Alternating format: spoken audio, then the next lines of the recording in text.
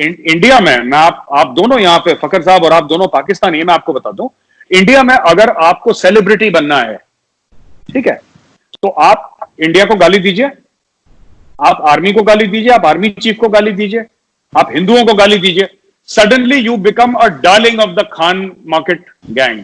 आप उनके डार्लिंग बन जाते हैं। फिर शैंपेन खुलेगी, फिर वो कैवियर और ये सब वाली पार्टी, जो बड़ी महंगी महंगी पार्टीज होती है ना, वो वाली पार्टीज में आपको इनवाइट करा जाएगा। फिर वो शिफॉन साड़ीज एंड पर्ल्स वाला, और वो अमृता शेरगिल मार्ग और पृथ्वीराज रोड और ये सब बड़ी बड़ी ताज पैलेस में पार्टीज, फिर then you will be invited to those parties. हम जैसे लोग जो देश की बात करते हैं, राइट, कई पाकिस्तानियों को यह लगता है कि पता नहीं गौरव आर्या या वैभव सिंह को पता नहीं कितने पैसे मिल रहे होंगे, ठीक है, कितने पैसे मिल रहे होंगे, रॉ ने पता नहीं कितने करोड़ों के चेक काट रखे होंगे, जाओ तुम ये सब टीवी पे बोलो जो बोलने हैं, ठीक है, बोलना है। देखिए ऐसी बात नहीं है। जितना मैं बोलता हूं ना, या जितना अपने वैभव यूट्यूब चैनल पर लगाते हैं, आपने शायद इंडिया में किसी को बोलते हुए नहीं देखा होगा। तो क्या रॉ ने सिर्फ एक ही बंदा हायर कर रखा है? जैसे पूरे रॉ ने पाकिस्तान के अंदर दहशतगर्दी फैलाने के लिए सिर्फ कुलभूषण जाधव एक फेंक रखा था, जो आपको मिल गया, पकड़ में आ गया आपके, तो यहां पे सिर्फ गौरव आर्या था? ऐसा नहीं है। हम जो कहते हैं ना टीवी पे, मैं आपको बताता हूं, मैं आपको ऑनेस्टली बताता हूं, मैं ऐसे कई पाकिस्तानियों को जानता हूं, who are very very decent people. हमारी पाकिस्तानियों से इतनी परेशानी बिल्कुल नहीं है, क्योंकि हम 99% को तो जानते नहीं ना, तो जिनको आप जानते नहीं आप उनके साथ नफरत कैसे कर सकते हैं? हमारी परेशानी फौज से है। और मैं जब पाकिस्तानी कहते हैं कि, और मैं आप दोनों की बात नहीं कर रहा, मैं नहीं चाहता कि आपके ऊपर कोई मतलब कोई बात कह दे या कोई एक्शन हो जाए, कोई फतवा जारी कर दे आप लोगों के यहां। तो देखिए ऐसा है ना कि मैं ये नहीं कहता कि मेरी पाकिस्तानियों से प्रॉब्लम है, लेकिन हाँ, पाकिस्तानी डीप स्टेट के साथ मेरी प्रॉब्लम क्या, मुझे ये समझ में नहीं आता जब पाकिस्तानी ये कहते हैं कि साहब हम अपनी फौज से मोहब्बत करते हैं। क्यों करते हो यार? मुझे एक बात समझ में नहीं आती, क्यों करते हो?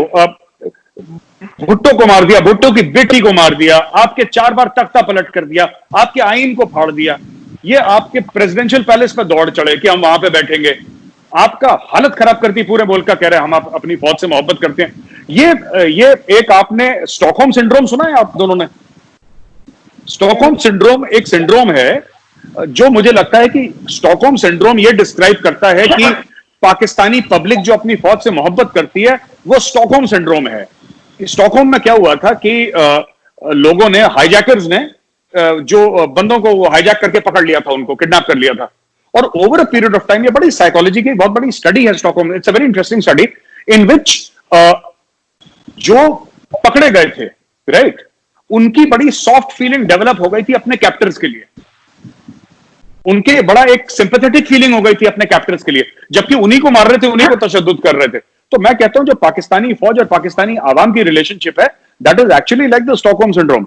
आप इंडिया में, मैं आपको एक बात बताता हूं, फौज को हम ये नहीं कह रहे, मैं फौजी हूं, मैं ये नहीं कह रहा मेरी फौज परफेक्ट है या मेरी फौज ने मतलब हर समय आई एम, इंडिया में जो वैभव ने बोला ना कि अभी कि इंडिया में फौज की सबसे ज्यादा इज्जत क्यों है? हमारी फौज ने कभी कुछ नहीं मांगा देश से। हमारी फौज ने कभी यह नहीं बोला कि मुझे ये दे दो वो दे दो। हमारी फौज चाइना से लड़ी 1962 वॉर, जहां पे हमारी फौज की शिकस्त हुई थी 1962 वॉर में चाइना के साथ, और मैं पाकिस्तानी को खुले पाकिस्तानी प्लेटफॉर्म पे बोल रहा हूं, लेकिन हमारा फौजी कोई पीछे नहीं भागा, सबके सब वहीं पे कट गए, सबके सब वहीं पे शहीद हो गए। बैटल ऑफ रिजांगला है, मेरी रेजिमेंट ने लड़ी थी, मैं आपको बताता हूं, 3000 लोगों से 122 लोग लड़े थे, पूरे के पूरे साफ हो गए, कोई पीछे नहीं हटा। हमारी फौज की इसलिए इज्जत है क्योंकि हमारी फौज कहते हैं, हमारा पता है मोटो क्या है एकेडमी का? मैं ऑफिसर्स ट्रेनिंग एकेडमी से हूं, उनका हमारा मोटो है टू सर्व विद ऑनर। हम लोग सेवा करते हैं, we serve the people of India, we are not the masters of India. हम मालिक नहीं है हिंदुस्तान के, हिंदुस्तानी आवाम हमारी मालिक है, हम उनको सर्व करते हैं, हम उनकी सेवा करते हैं, इसलिए हमारी इज्जत है। लेकिन सर हमारी आर्मी भी जो है वो भी तो उसकी वजह से हम जो है आराम से सो सकते हैं, वरना आप लोगों को तो जब मौका मिलेगा तो बॉर्डर के इधर खड़े होंगे। तो वो अर्जुन जी माफी चाहता हूं, एक बात आपसे कहूं, आप खुद अपने रिकॉर्ड पे जाके, मैं फिर कहता हूं कि मेरी बात को आप छोड़ें, आप खुद जो आपके जनरल्स ने बोला है ना, आप फौज की बात कर रही हैं तो आप पाकिस्तानी जनरल्स को बिलीव करिए, आप उनकी बात पर भरोसा करिए। वो लिखते हैं 47-48 में हम पाकिस्तान में नहीं आए थे, पाकिस्तानी कश्मीर वैली में आए थे। 65 में आप लोग अखनूर में आए थे, 2 दिसंबर में आपने आगरा और 4 अलग दीगर एयरफील्ड्स में बॉम्बिंग करी थी। कारगिल में in the line of fire Pervez Musharraf अपनी किताब में खुद लिखता है कि I told my boys to go into Kargil. आप लोगों को ऐसा क्यों लगता है कि हिंदुस्तान आ जाएगा अंदर? अगर 72 साल में एक बार हिंदुस्तान अंदर आया है कब्जा करने के लिए, आप जो स्ट्राइक्स हुई हैं क्रॉस बॉर्डर या सर्जिकल, उनको छोड़ दीजिए, आप 2 मिनट के लिए उनको इग्नोर करिए। अगर एक बार भी आपका कोई जनरल बोल दे, आप सिविलियन है, मैं ये मान के चलता हूं कि वैभव भी सिविलियन है, फखर भी सिविलियन है, आपको शायद ना पता हो, आपके जब जनरल्स, आपके चीफ ऑफ आर्मी स्टाफ खुद बोलते हैं कि हमने हिंदुस्तान के ऊपर, उन्होंने बोला वो बुराक जो एक आपका घोड़ा है वो बुराक, और एक हॉर्स है, और उन्होंने बोला कि वहां पे जंगे बदर के वहां पे घोड़े आए थे और उनके दांतों पे हमें डस्ट दिखाई दी थी, यानी कि जो डस्ट होती है ना, जमीन से उड़ती है डस्ट, वो उनके दांतों पे हमने दिखाई दी थी। और ये मतलब उन्होंने, मैं पूरी किताब पढ़ी है, मैं दिमाग से निकल रही है। तो आपके जो चीफ हैं, चाहे वो अयूब खान है, राइट, चाहे वो जिया है, चाहे वो परवेज मुशर्रफ है, ये लोग खुद कह रहे हैं कि हमने हिंदुस्तान पे हमला करा है। फिर आप लोग कह रहे हैं हम अमन पसंद हैं। 4 बार हमला करके आप अमन पसंद कैसे हो सकते हैं जी? एक चीज ये भी होती है ना कि साइकोलॉजी की, जैसे आप बात कर रहे थे कि आपको जो है वो इतना तंग, मतलब आप किसी को इतना तंग करें या कोई आपको इतना तंग करे कि आप उठकर उसको एक चपेड़ लगा दें, ठीक है, आप उसे थप्पड़ मार दें। अच्छा, और फिर आप ये बिल्कुल होता है आरजू जी, आरजू जी बिल्कुल ठीक कह रहे हैं आप, ऐसा होता है। आप एक बात बताइए आरजू जी, 1965 की जंग है, ठीक है, जो आपके जनरल्स खुद कहते हैं, अयूब खान खुद कहता है कि हम अखनूर पे चढ़ दौड़े थे, I ordered my cavalry to march upon Akhnoor, फिर छमजोड़ियां की लड़ाई हुई, फिर जो भी हुआ। आप बताइए 1965 में हमने कौन सा कर दिया था साहब, कौन सा आपको प्रोवोक कर दिया था कि आपने चपेड़ मार दी सो कॉल्ड? आप 1965 की जंग का बताइए ना, और कुछ नहीं पूछ रहा मैं। नहीं तो कारगिल में हमने क्या कर दिया था जो आप चढ़ दौड़े? आप ये बात बता दीजिए, तो हमने क्या कर दिया? आपको क्या लगता है कि यहाँ पे सारे पागल रहते हैं कि वो एकदम से? नहीं, मैंने ये नहीं बोला पागल रहते हैं। मैं सिर्फ आपसे ये पूछ रहा हूं कि आपने बोला ना कि हमने इतना परेशान कर दिया पाकिस्तान को कि पाकिस्तान ने बोला चपेट मारो। कारगिल की लड़ाई हुई थी 1999 को, राइट, और इसी महीने में मई में एक्शन शुरू हो गया था, जिसमें महीने में हम लोग बैठे हैं। अप्रैल मई में बातचीत शुरू हो गई थी, फिर जून जुलाई तक गया था। मैं आपसे यह पूछना चाहता हूं कि हमने ऐसा क्या करा कि आपने नदन लाइट इन्फेंट्री को कारगिल में भेजा? हमने कौन सा परेशान करा था आपको? यह बताइए कि आपने ये 3 चीजें करी। अटल बिहारी वाजपेयी जी गए थे लाहौर, मीनारे पाकिस्तान पे उन्होंने रिस्पेक्ट पे करी कैद आजम को, उन्होंने अब बस में लेकर गए लोगों को, बस से लाहौर पार करा, गले मिले मियां साहब से। जैसे आप कर रहे हैं ना, मैं आपको और ये अमन पसंदी का अभी बार कह रहे हैं हमला करो, फौज को मत बैठे नहीं रहो, ग्राउंड से जाओ, ये करो, तो ऑब्वियसली आप दूसरे को प्रोवोक कर रहे हैं, आप दूसरे को। मैम सुनिए, आप जो बात कर रही हैं ना अर्जू जी, आप एक जनरल बात कर रही हैं, मैं आपसे खास तौर से एक बात पूछ रहा हूं। आप ये बताइए कि हमने ऐसा क्या करा था, वो कौन सी चीज थी जो पाकिस्तान के दिल में छेद कर दिया, पाकिस्तान को बुरा लगा और पाकिस्तान ने बोला चलो बेटा चढ़ दौड़ो कारगिल पे? हमने ऐसा क्या करा? आप ये हमें बता दीजिए कि आपने इस तारीख को ये गुनाह करा था जिसकी सजा आपको हमने देने की कोशिश करी कारगिल में, नहीं दे पाए वो अलग चीज है, लेकिन हमने इसलिए चढ़ दौड़े। आप बताइए ना, वो एक बात बताइए ना।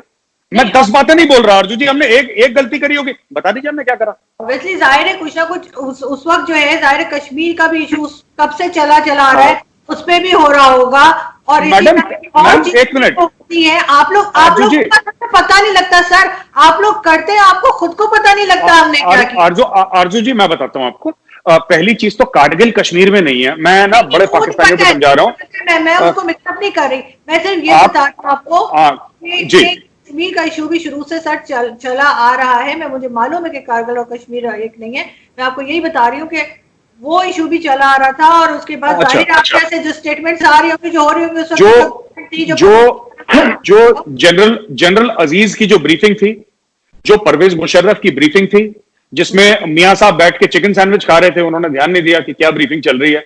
फिर यही बात परवेज मुशर्रफ ने अपने किताब में in the line of fire भी लिखी है परवेज मुशर्रफ ने, और परवेज मुशर्रफ ने यह भी लिखा है कि जो मेरा इरादा था कारगिल की लड़ाई लड़ने का, वो ये था कि मैं सियाचिन को आइसोलेट करूं, हाईवे 1 अल्फा को काट के स्ट्रेटेजिक हाइट्स को हम लोग कमांड करें, और बिल्कुल, और हाईवे 1 अल्फा को हम या तो बाय ऑब्जर्वेशन या बाय फायर, फौज में दो तरीके से हम लोग डोमिनेट करते हैं, या तो ऑब्जर्वेशन से या फायर से। तो हम या तो ऑब्जर्वेशन से डोमिनेट करें या फायर से। वो जाके मैं जगह देख चुका हूं, मैं वहां पे खड़ा हो चुका हूं जहां पे लड़ाई हुई थी, मैं वहां पे गया हूं, वहां पे मैंने शूट कराए, लोगों से मिला हूं मैं वहां पे। मैं इसलिए बता रहा हूं कि कश्मीर का आपके जो the Kargil war had nothing to do with Kashmir, it was to isolate Siachen. मैं आपको यह बता रहा हूं, अगर मैं 65 की लड़ाई पूछूं, 71 की लड़ाई पूछूं, आप ये नहीं कह सकते कि भारत ने, मैं तो ये कह रहा हूं ना, आप कहते हैं कि ये भी चल रहा होगा, कुछ ना कुछ तो करा होगा, कुछ तो ऐसा हुआ होगा। हम देखिए, जब हम स्ट्रेटेजिक अफेयर्स की बात करते हैं ना अर्जुन जी, हम होगा की, देखिए सुनिए मेरी बात, मैं मुक्ति वाहिनी पे भी आऊंगा, मैं हम होगा की बात नहीं करते हैं, हम स्पेसिफिक्स बात करते हैं, किस डेट को किसने क्या बोला, और वो हमारे पास सपोर्टिंग डॉक्यूमेंट है। सपोर्टिंग डॉक्यूमेंट परवेज मुशर्रफ की किताब है इन द लाइन ऑफ फायर, आपका आर्मी चीफ, आपके प्रेसिडेंट ने ये लिखा है, वो मैं कोट करके आपको बता रहा हूं, और आप कोई भी पाकिस्तानी पढ़ सकता है उनकी किताब। एक छोटी सी बात मैं आपको बता दूं, आपने मुशर्रफ साहब की बात की, मैं जनरल एहसान साहब की बात कर लेता हूं, वो भी चीफ रह चुके हैं। उनसे कुछ अर्सा पहले मेरी बात हुई थी, जब लास्ट फरवरी में थोड़ा सा वो मसला चल रहा था पाकिस्तान हिंदुस्तान का। उसने एक बात की, उसने कहा यार पाकिस्तान हिंदुस्तान के मुकाबले में एक बहुत छोटा सा मुल्क है, हर लिहाज से, टेक्नोलॉजी, फौज, रिसोर्सेज, जिस चीज की भी बात कर लो उस पर छोटा है। कहते यार एक छोटा मुल्क, मतलब वो कैसे ये कर सकता है कि मतलब एक लेट्स सपोज आप एसएसजी कमांडो और एक मैं आम सिविलियन, और मैं जाके कहूं कि यार मैं एसएसजी कमांडो को जाके चपेड़ मार लूंगा, पॉसिबल है ह्यूमनली? मतलब वो कंपैरिजन की मैं बात करूं पाकिस्तान और हिंदुस्तान की, कैसे हो सकता है कि पाकिस्तान एक छोटा सा मुल्क जिसके पास कोई इतने बड़े रिसोर्सेज नहीं है कि वो इतने बड़े मुल्क को लड़कार के, और मतलब ऐसा नहीं, कभी मतलब ह्यूमनली पॉसिबल नहीं है। बेशक कोई पागल ही फौज लीड कर रहा हो या कोई बड़ा अकलमंद आदमी लीड कर रहा हो, वो मतलब जाके मैं आपको बताता हूं क्यों है ऐसा। ये सब आप, मैं फिर जो बात बताऊंगा ना, हो सकता है कि वैभव क्या बोलते हैं आपको, क्या गुजरे, नाजेबा गुजरे, क्या बोलते हैं उर्दू से, मैं बीच में भूल जाता हूं वर्ड्स ना, मुझे आदत नहीं है इतनी। एनीवे, मैं ये कहना चाहता हूं ना कि ऐसा पाकिस्तान में क्यों होता है कि एसएसजी कमांडो को कोई सिविलियन चपेट, ऐसा नहीं है। मैं आपको बता देता हूं स्ट्रेटेजिकली कैसे हुआ था ये। देखिए साहब, पाकिस्तान में आर्मी का जो इंपॉर्टेंस है, राइट, अभी भी पाकिस्तान में डिबेट चल रही है कि आपके प्राइम मिनिस्टर ये कहते हैं कि कारगिल की लड़ाई के बारे में मुझे नहीं बताया गया, नवाज शरीफ ऑन रिकॉर्ड है, मुझे नहीं बताया गया, फौज कह रही है सब हमने बताया, लेकिन जनरल अजीज जैसे फौजी हैं जो कहते हैं कि नहीं बताया नवाज शरीफ को। जो एक ब्रीफिंग थी वो उनको मोटा मोटी, वो जनरल अजीज ये कहते हैं कि मैप था बहुत बड़ा, एक मैप था, मैप में उन्होंने कुछ बताया पर उनको समझ में नहीं आया। ऑब्वियसली जो फौजी मैप है सिविलियन को नहीं समझ में आएगा, वहां पे लाल फ्लैग है, ब्लू फ्लैग है, ऐसी टेप से पट्टियां बनी, उनको नहीं समझ में आएगा बेचारे को। आई अंडरस्टैंड दैट, मैं वो नहीं कह रहा, बट एक चीज है कि ये हुआ। परवेज मुशर्रफ ने, मैं आपको बताता हूं, परवेज मुशर्रफ वही ब्रिगेड कमांडर है जिसके अंडर पाकिस्तान ने सियाचिन इंडिया को खोया था।